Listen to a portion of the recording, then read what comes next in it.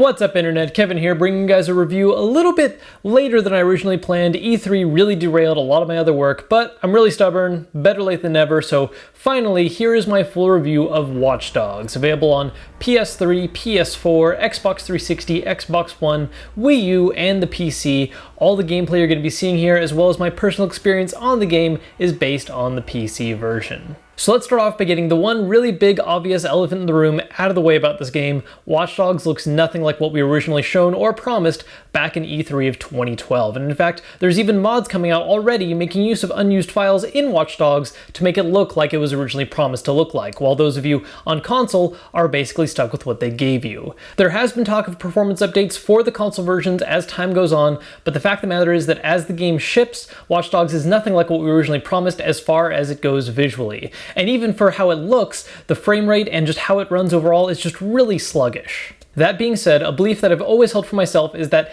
at the end of the day, visuals and graphics alone do not make the game. It's not the reason why I'm picking it up in the first place. It's definitely a really big plus when it actually is done correctly and it's what we were promised in the first place, but it alone will not destroy the game. So let's take a look at how Watch Dogs itself actually plays. So as far as the core gameplay itself goes, the easiest way to sum up Watch Dogs is Grand Theft Auto Assassin's Creed.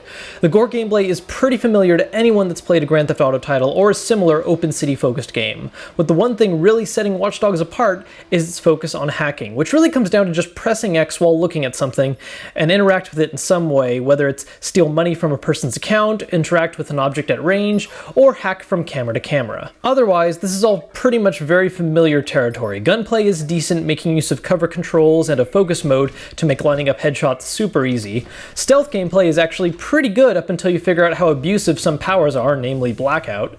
And driving is by far the game's weakest link, featuring vehicles with awkward handling, ridiculous collision physics, and some of the most aggressive, insane cops I've ever seen in a game like this, even by GTA standards. This wouldn't be that big of a problem if it wasn't for the fact that a lot of the missions end up relying a lot on car chases, either by you hounding down a single guy, which really isn't that bad since your car is almost always unstoppable, or having you run away from thugs or cops. The first of which is usually better solved by just getting out of your car and killing everyone, while the latter is easily solved by just going to the nearest body of water and swimming out, because apparently Chicago has no police boats and helicopters don't believe that people can actually swim. So everything involving cars is pretty much terrible, but as far as the actual gunplay and stealth goes, as I said earlier, is actually pretty solid, and it's really helped out by the game's hacking mechanics. While it is possible to just shoot or sneak your way out through most situations hacking free, making use of the environment really is one of the game's most satisfying feelings. Taking out enemies that are hanging by some sort of explosive, raising a protective barrier to hide behind,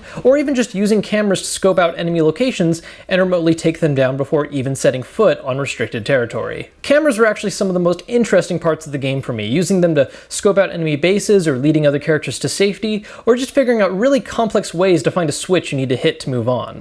Now, where Assassin's Creed comes into play in all this is basically just how the gameplay flows in Watch Dogs. There's a certain formulaic pattern we're seeing in a lot of Ubisoft's action games with free roam elements, in which you have to go to a tower or some kind of central point to unlock the rest of the side quests and abilities you can use, and then you just take part in really, really repetitive side quests. What Watch Dogs does, though, to make these more appealing is the game's progression system. There are a lot of different things you can do on the side in this game, and pretty much all of them can end up rewarding you in some way, whether it's unlocking a vehicle or a gun, or unlocking a talent you can purchase that's really useful, like upping reload speed or lengthening focus time. And this is where my main overall issue really comes with Watch Dogs. It feels like there's just so many different ideas and so many different types of content that the developers really wanted to cram into this game that they just made it all fit in without really taking any time to polish any of them individually. Some of them are genuinely really fun, but others are just really painful. For instance, most of the vigilante quests, like stopping crimes or destroying gang hideouts, are just incredibly repetitive. Once you've done one of them, you've done them all, and you just feel zero impulse to keep doing them unless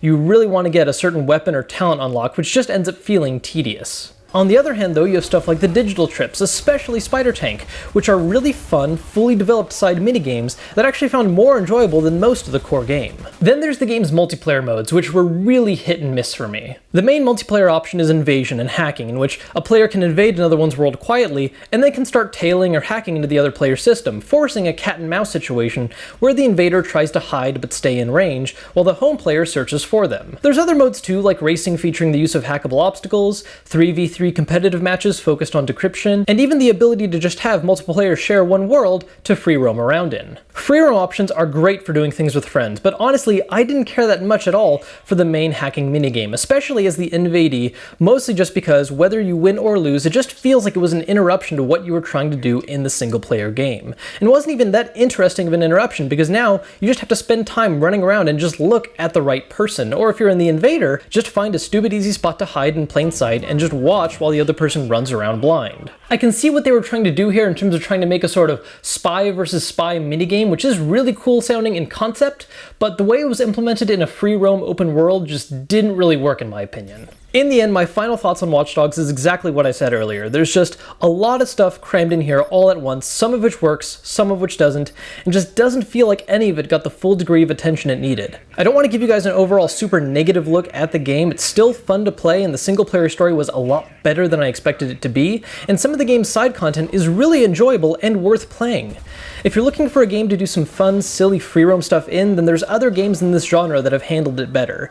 But if you want a free roam game with a solid story mode and a handful of solid minigames, then Watch Dogs is worth playing at least some point down the road. By no means is it the must-buy blockbuster Ubisoft built it up to be, but at the same time, it still has its strong points and fun bits to experience. Well, that was my review of Watch Dogs. If you guys are interested in trying out the game for yourself, I do have a link posted down in the description with pricing and availability. And while you're down there, there's this little button shaped like a thumbs up symbol you might be familiar with. If you enjoyed the video, make sure to hit that button as well. I always appreciate it. And if this is your first time seeing my channel and you just happen to stumble upon it and you like what you saw, make sure to hit that subscribe button as well, because I've got more great content on the way. You can also follow me on Twitter at Kevin Kenson, where you can find out what videos I'm uploading when and where.